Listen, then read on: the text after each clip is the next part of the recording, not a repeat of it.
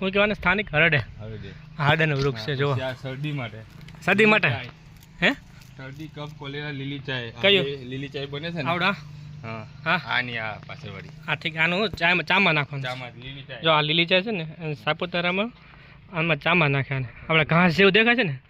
એ ખાસ કરીને ચામાં ઉપયોગી થાય છે આપણે ઘાસ કહીએ એ શું છે હા ગરમાળો કેન્સર કબજિયાત ફેફસાનો જે બી રોગ નીકળે ને તો એના પાનનું રસ બનાવીને સવારમાં પીવાથી એમને આ બધા રાહત મળે છે કેન્સરના રોગ માટેનો ખાસ ઉપયોગી ગરમાળો લાંબા ટાઈમ આપણે તને ના સાંભળ્યું છે જોવા તને વૃક્ષ બતાવો આ ગરમાળો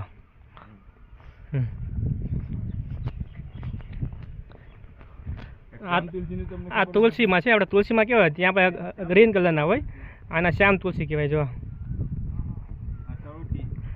ચણોઠી વાર ખરવાના આ જે ફૂલ થાય ને ચરોઠીના ફૂલ કહેવાય છે એ છે આ ચણોઠી ચરોઠી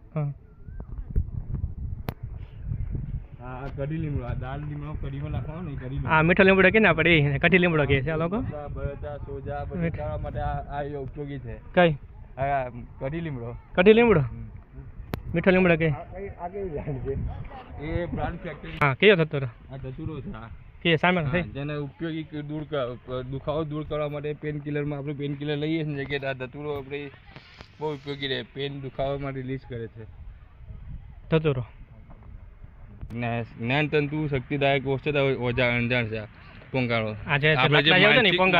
માનસિક બીમાર છોકરા હોય ને એનું રસ પીવડાવવામાં આવે તો એનું થોડું સંતુલન થોડું સારું આજે દેખાય છે વાળા જેવું છે એ બરોબર ને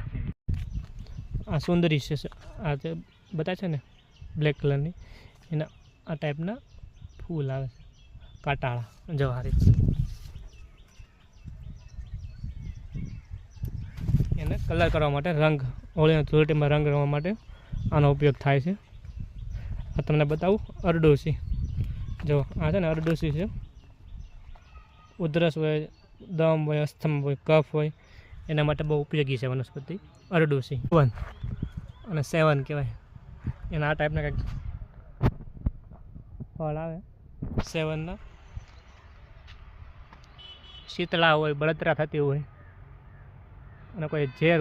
પીતું હોય તો એના માટેની આ ઉપયોગી દવા છે તો આ વનૌષધિ છે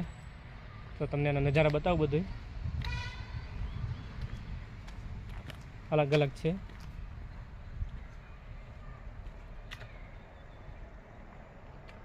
આને કહેવાય શ્વેત ચેત્રક આ છે શ્વેત ચેત્રક છે ચામડીના રોગમાં બહુ ઉપયોગી વનસ્પતિ છે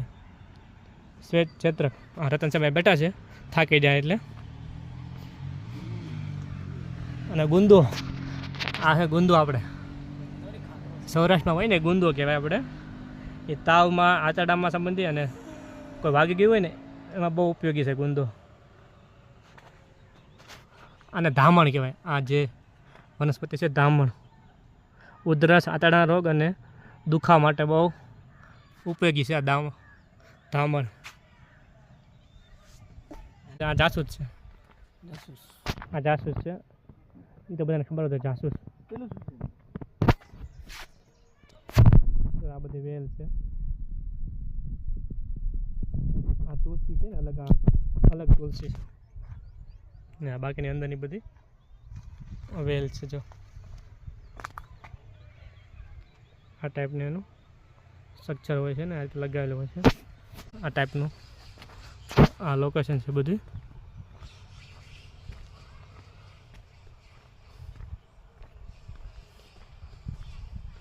બેસવા માટે બાકડાની સુવિધા છે લોકો થાકી જતા અહીંયા બેસી શકે છે ગુજરાત સરકારનું ટુરિઝમ માટેનું એક મસ્ત અલગ સ્થળ છે